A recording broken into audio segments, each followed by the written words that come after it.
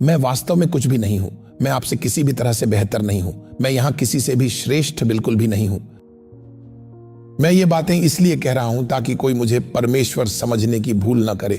मैं परमेश्वर नहीं हूं। मैं यीशु नहीं हूं। मैं जीवन भर उनका सेवक हूं। इस अवसर के लिए धन्यवाद पापा। मैं केवल यह पूछना चाहता था, आपकी उस नम्रता और टूटे हुए हृदय का रहस्य क्या है? क्या आप अपनी टूटन के उस रहस्य के बारे में थोड़ा और बता सकते हैं कि एक व्यक्ति टूटेपन में कैसे बना रहे? धन्यवाद। यह बहुत ही खूबसूरत प्रश्न है और मैं सच में तुम्हारी सराहना करता हूं। इसका अर्थ है कि तुम परमेश्वर के साथ बहुत गहराई में चल रहे हो। यह प्रश्न बहुत गहरा है। सचमुच मैं बहुत कद्र करता हूं। परमेश्वर की उपस्थिति में अपना हृदय कभी भी कठोर मत बनाओ। उसकी उपस्थिति में अपने आप को कठोर मत बनाओ। उससे कुछ भी मत मांगो। उससे शक्ति मत मांगो। उससे चंगाई मत मांगो। उससे दर्शन मत मांगो। उससे आरोहण मत मांगो। उससे कुछ भी मत मांगो। बस उससे परमेश्वर के भय की आत्मा मांगो। उससे और कुछ मत मांगो। बस कहो, प्रभु, प्रार्थना करो, उपवास करो, लगे रहो। कहो, पिता, मुझे अपनी भय की आत्मा दे। मुझे नहीं पता, जब वह तुम पर आएगी तो तुमको परमेश्वर की पूर्णता तक पहुंच मिल जाएगी। वह एक ही आत्मा तुमको परमेश्वर की संपूर्ण महिमा तक पहुंच देगी। यह तुम्हें उसकी उपस्थिति में बनाए रखेगी। इसलिए परमेश्वर के भय की आत्मा के लिए प्रार्थना करो।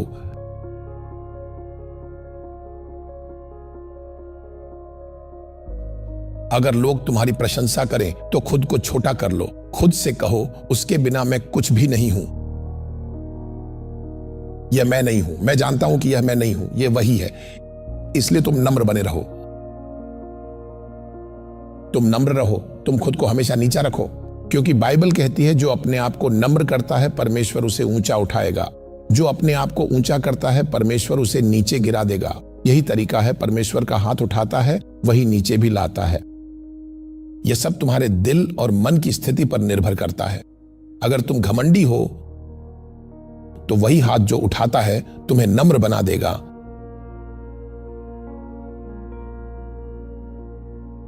अगर तुम नम्र हो तो वही हाथ तुम्हें ऊपर उठाएगा। अपनी टूटन को बनाए रखो। यह तुम्हारे हाथ में है।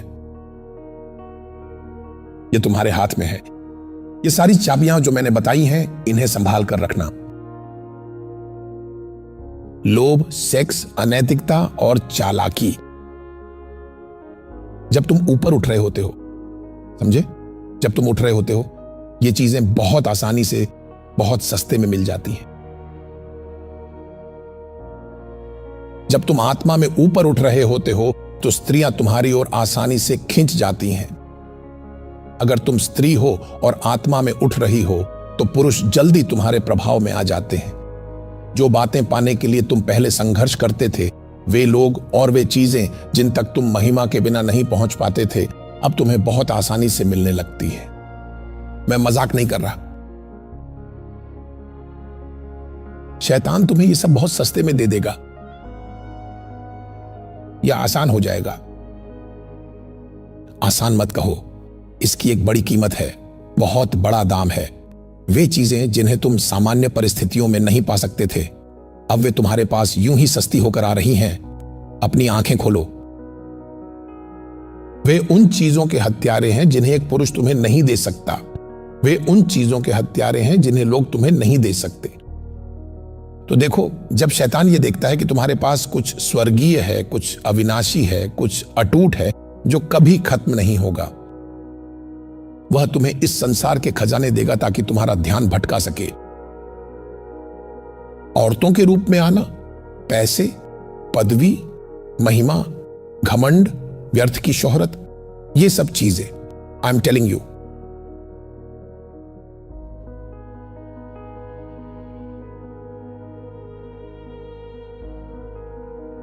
इस चर्च में सुंदर लड़कियां हैं, सुंदर महिलाएं हैं और हर जगह युवा पुरुष भी हैं। किसी एक के पीछे जाओ, तुम्हारा अभिषेक मर जाएगा। तुम पाप के पीछे पूरी तरह से बर्बाद हो जाओगे, फिर तुम भ्रष्ट हो जाओगे।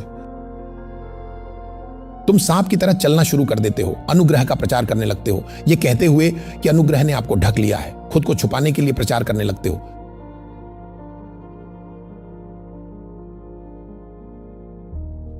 शिमशोन, अभिषेक की कीमत, अपने बाल मत काटो, हमेशा एक कीमत होती है और हमेशा एक वाचा होती है जिससे तुम्हें जुड़े रहना चाहिए ताकि अभिषेक बना रहे और लगातार बढ़ता रहे। इसलिए मैंने परमेश्वर से वाचाई की है। इसलिए तुम्हें टिके रहना चाहिए, तुम्हें बने रहना चाहिए और यह सुनिश्चित करो कि तुम्हारी गलतियां शुद्ध हों। जब तुम्हारी गलतियां सच्ची और वास्तविक होंगी तब परमेश्वर निश्चित रूप से तुम पर कृपा करेगा। तो तुम्हारी गलतियां कैसी होनी चाहिए? शुद्ध और पवित्र। मेरा मतलब यह बिल्कुल भी नहीं है कि परमेश्वर के लोग, बड़े बड़े प्रभु के दास गलतियां नहीं करते। कुछ लोग करते हैं, लेकिन उनकी गलतियां हमेशा सच्ची होती हैं, पहले से सोची समझी या जानबूझकर नहीं होती। वे यहां वहां छोटी मोटी गलतियां कर सकते हैं, लेकिन वो गलती उन्हें कभी नष्ट नहीं कर सकती, क्योंकि जो गलती उन्होंने की वह एक अच्छे और शुद्ध दिल से हुई थी। आत्मा के लोग जो परमेश्वर से प्रेम करते हैं, वे कभी भी अपनी आत्मा किसी भी चीज के लिए नहीं बेच सकते या उसे इतनी आसानी या जल्दी किसी भी चीज के लिए नहीं दे सकते। कोई भी चीज जो उनकी आत्मा को भ्रष्ट कर सके।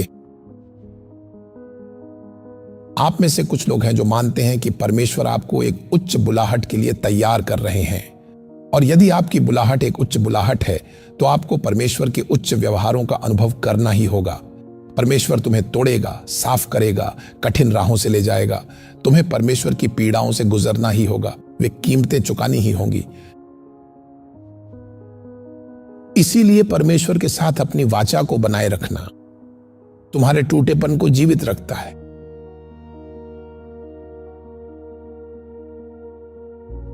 बहुत महत्वपूर्ण है। और खूब उपवास करो, अधिक से अधिक उपवास करो। मेरे जीवन में एक ऐसा समय था जब मैं हर दिन केवल शाम 6 बजे ही भोजन ग्रहण करता था, क्योंकि मेरी जीवन शैली कुछ इस प्रकार की थी कि मैं प्रतिदिन केवल एक बार या एक ही समय के लिए भोजन करता था। आमतौर पर मैं शायद ही कभी नाश्ता करता हूं। मैं नाश्ता नहीं करता, मैं दोपहर का खाना नहीं खाता। मैं आमतौर पर 4, 5 या 6 बजे के आसपास खाता हूं।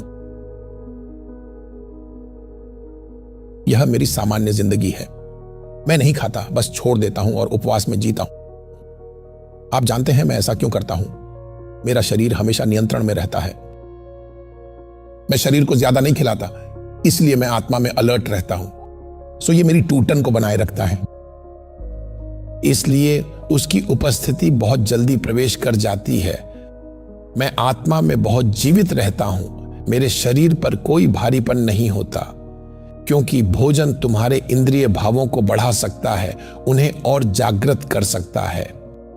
बहुत ज्यादा खाना, मीठ खाना पीना, अगर आप बहुत खाते हैं तो आप बहुत प्राकृतिक, बहुत इंद्रिय प्रधान हो जाते हैं। तो आत्मिक तरंगें आपके चारों ओर घूमती रहती हैं। आप किसी एक से जुड़ नहीं पाते। परमेश्वर के क्षेत्र, उसकी उपस्थिति आप समझ नहीं पाते, आप उससे भी जुड़ नहीं पाते। यह मुश्किल हो जाता है क्योंकि तुम अपना पेट बहुत ज्यादा खाने पीने से भर लेते हो।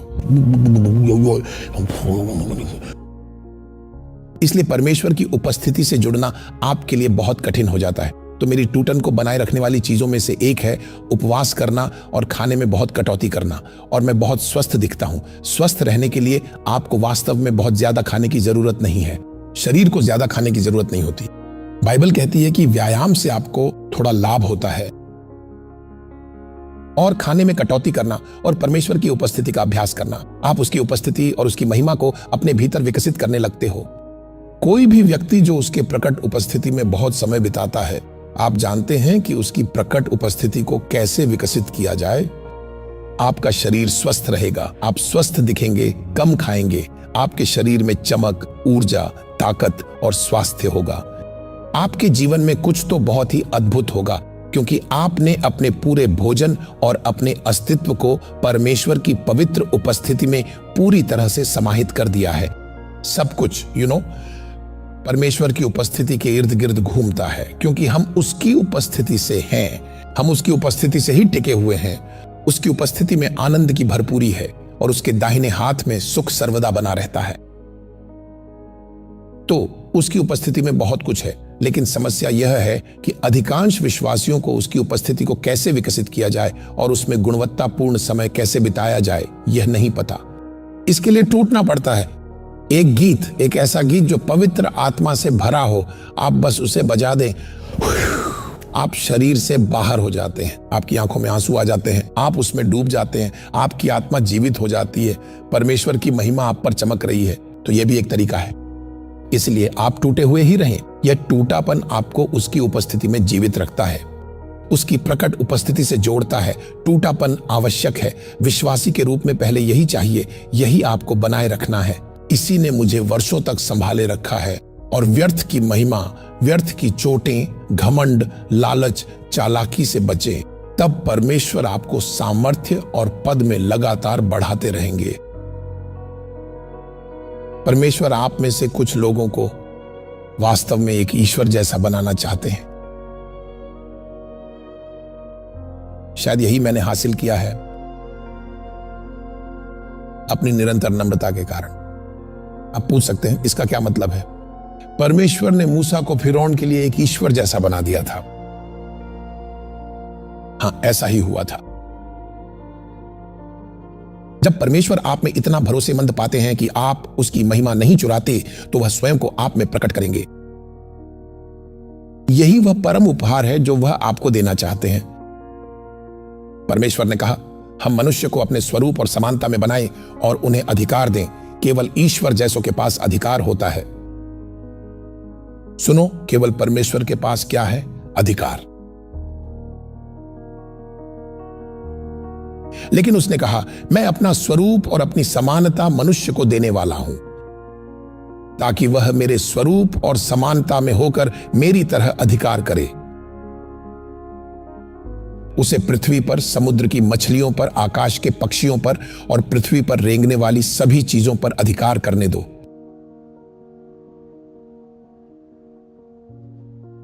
लेकिन परमेश्वर ने उन्हें वहां इसलिए रखा कि वे परमेश्वर के प्रति अपनी विश्वास योग्यता प्रूव कर सके। यह वृक्ष, इसका फल मत खाना। अगर तुम इसे खाते हो तो तुम अपनी मूल प्रकृति में लौट जाओगे जो तुम पहले थे, इससे पहले कि मैंने तुम्हें जीवन दिया, इससे पहले कि मैंने तुम्हारी स्थिति को ऊंचा किया। तू मिट्टी में ही लौट जाएगा। मिट्टी ही से तू आया था और मिट्टी में ही वापस जाएगा।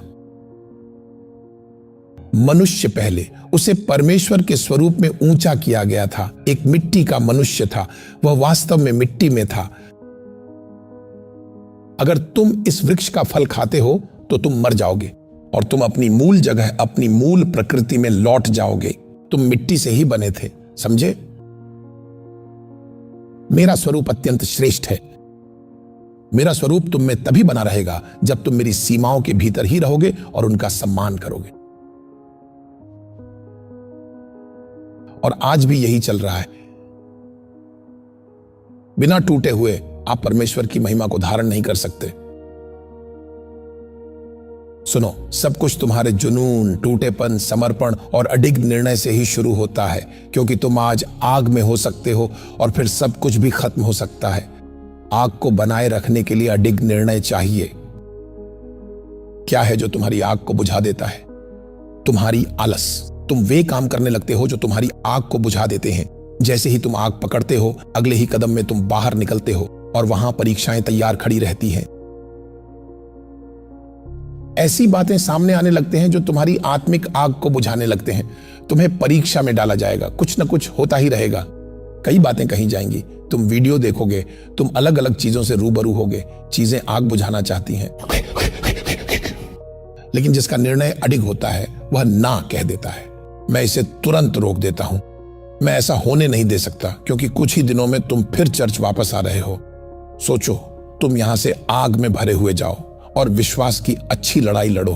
तुमने हर उस चीज से बचाव किया जो तुम्हारा ध्यान भटका सकती थी और तुम्हारी आग को अगले सेवा तक बुझा सकती थी। तुम्हारी आग क्या होगी? वह अगले स्तर तक पहुंच जाएगी। तुमने फिर से लड़ाई लड़ी क्योंकि शैतान पानी डालेगा, ठंडा पानी। क्या तुम उस पानी को अपनी आग में घुसने दोगे? नहीं, बिल्कुल नहीं। कई सालों में मैंने अपनी आग जमा की और उसे थामे रखा। मैंने उस आग को बनाए रखा, तभी वह आज इस स्तर पर है, क्योंकि वह तुम्हें तुम्हारी आग में ही मिलता है। अगर तुमने अपनी आग को लंबे समय तक कायम नहीं रखा, इतनी कि वह उसकी उपस्थिति को संभाल सके, तो उसे नहीं देख पाओगे। वह आग में आता है।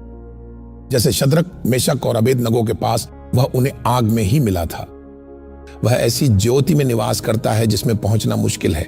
इसलिए किसी मनुष्य को तब तक अपने भीतर आग को बढ़ाते रहना होगा जब तक वह एक लगातार तीव्र आग न बना ले जो यीशु के प्रकट होने को संभाल सके। इसीलिए मनुष्य में तुम्हारी आत्मा एक दीपक है, वह उसे जलाता है। उस पात्र में आग को बनाए रखने के लिए पर्याप्त तेल होना चाहिए। Wake up. शैतान लगातार तुम्हारी आग पर पानी डालने की कोशिश करता रहता है। पिता, मैं पाप में गिर गया, मुझे क्षमा कर दीजिए। तुम्हारी आग बुझ गई। हां, उसने तुम्हें क्षमा कर दिया है, लेकिन कुछ मर गया। अपनी आग को लंबे समय तक जीवित रखो। हालांकि मैं यह सोचता था कि परमेश्वर मानव चेतना की सामान्य अवस्था में खुद को इतनी कम क्यों प्रकट करते हैं, क्योंकि मानव चेतना एक ऐसी जगह है जो परमेश्वर को सामान्य और छोटा समझने लगती है, इसलिए वह इससे दूर रहते हैं। वह जलन रखने वाला परमेश्वर है। हां, वह है। वह जलनशील है। उसे यह पसंद नहीं कि मनुष्य उसे सामान्य समझने लगे। इसीलिए यीशु अपने प्रकट होने का वादा करते हैं, लेकिन तब जब तुम उसकी आज्ञाओं को मानकर यह सिद्ध कर देते हो कि तुम उससे प्रेम करते हो। वह तुम्हें बचा सकता है, लेकिन इसका मतलब यह नहीं कि वह स्वयं को तुम्हें दिखाएगा भी। वह तुम्हारे पाप भी माफ कर सकता है और तुम्हें उद्धार भी दे सकता है, लेकिन इसका यह मतलब नहीं कि वह स्वयं को तुम्हें दिखाई भी देगा। क्यों? क्योंकि वे अपनी उपस्थिति की रक्षा करते हैं। वे उन्हीं लोगों को प्रकट होते हैं जिनके पास उनके लिए गहरा सम्मान है, चरित्र, व्यवहार, शब्दों, विचारों, मानव चेतना के हर पहलू में। तब वे हमें अपने आप को दिखाते हैं, क्योंकि उन्हें पता है कि हम उनके प्रकट होने का मूल्य समझेंगे। क्यों यीशु कई विश्वासियों से दूर हैं? जो लोग उसके प्रकट होने की प्रार्थना करते हैं, वे स्वयं उस अनुभव के योग्य तैयारी में नहीं होते। वे उसे तुरंत छोटा समझने लगेंगे। जैसे ही वह प्रकट होगा, वह उनके लिए साधारण बन जाएगा। इसलिए मसीह बिल्कुल नहीं चाहते कि उनकी पवित्र उपस्थिति सामान्य हो जाए। यही मुख्य कारण है कि जब वे पृथ्वी पर थे तो उन्होंने अपने 12 चेलों को चुना। 12 में से भी वे हर रात उनसे अलग हो जाते थे ताकि अधिक गहरी और व्यक्तिगत घनिष्ठता को कम किया जा सके। हर रात वे उन्हें छोड़कर अकेले चले जाते थे। फिर वह अपने 3 चेलों को बुलाता है। सुनो, वे 9 चेले, उन्होंने रूपांतरण नहीं देखा। केवल पतरस, याकूब और यूहन्ना ने ही उसे रूपांतरित होते देखा। उसने इसे दूसरों से छिपाया क्योंकि उसे लगता था कि केवल याकूब, पतरस और यूहन्ना ही ऐसे थे जिनका प्रेम, जुनून और टूटन एक समान थी। उसने उन पर भरोसा किया। वह उन्हें पहले से जानता था। उसने उन्हें पहले से चुन लिया और अपने समान बनने के लिए तैयार किया, क्योंकि वह पहले से जानता था कि पतरस उसे निराश नहीं करेगा। पतरस सच में ईमानदार और बेहद उत्साही था। यूहन्ना भी बहुत जुनून वाला था। यूहन्ना हमेशा मसीह की गोद में रहता था। उसे यीशु सबसे ज्यादा चाहिए था। देखते हो इन तीनों को, ये मसीह के बचाव में खड़े रहने वाले लोग थे।